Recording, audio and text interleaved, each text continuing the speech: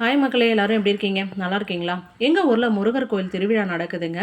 இது 1 நாள் திருவிழா தாங்க. ஆனா 2 நாள் ட்ராமா வப்பாங்க. அந்த நாள் ட்ராமா வைக்கிறது தாங்க எங்க ஊர்ல ரொம்ப முக்கியம்னு சொல்லுவாங்க.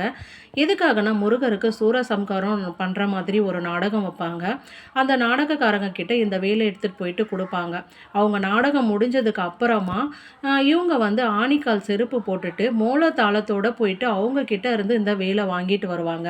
வாங்கிட்டு வந்து மாரியம்மன் கோயில்ல வச்சுருவாங்க.